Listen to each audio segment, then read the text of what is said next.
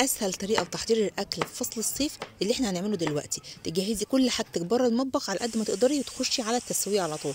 انا عندي هنا بطاطس محمره، خرطتها قشرتها وخرطتها، يا دوبك دخلت غسلتها وحطيتها في الزيت.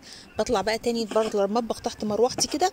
هنعمل النهارده بقى وصفه سهله كده وسريعه، ما بتحتاجش حتى لما نخش نحط المكونات دي على بعضها في المطبخ مش هتاخد مننا 5 دقايق بالظبط، واحسبيهم على ساعتك.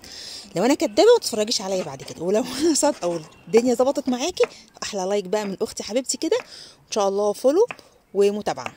ما هي فولو وهي متابعه، ايه يا جماعه انا بقول ايه؟ طب خلينا نخش في الوصفه. طبعا انا خرطت الطماطم والبصل والفلفل والسجق المدخن والقته، وخرطت البطاطس، كل حاجه بره المطبخ. هندخل بقى المطبخ، طاسه كده الجميله على النار، حطي فيها شويه زيت، زنده بالبصلايه يا دوبك دبلت، هننزل عليها بشويه السوسيس بتوعنا او شويه السجق المدخن. يا دوبك تقلبتين 2 بالظبط، هو ما بياخدش وقت. هننزل عليهم بالطماطم بتاعتنا متقطعه حتت صغيره، وفوقها الفلفل كمان. هنقلبهم مع بعض كده تقلبتين 2. مفيش، عدي على صوابعك 10 بس كده، وروحي حاطه فوقهم 3 معالق دقيق او معلقتين دقيق حسب ما هتحبي سماكه الصوص بتاعك. هنقلبهم معاهم، هننزل عليهم باللبن السخن بتاعنا المغلي. هنقلب كله مع بعض في ثواني، بيتشكل وبيبقى صوص جميل ما شاء الله. هننزل عليه بالمكرونه اللي احنا سلقينها، هنقلبهم كلهم مع بعض ونغرفهم في الطبق بتاعنا، ونقدم احلى طبق مكرونه بالوايت صوص والسجق المدخن.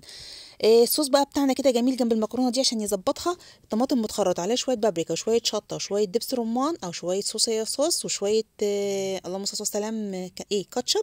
ونقدمها رشه جبنه موتزاريلا كده، رشه جبنه رومي، الجبنه اللي عندك حطيها، مفيش جبنه الطبق طعمه تحفه مش محتاج جبنه اصلا. وكلي والف هنا على قلوبنا يا حبايبي.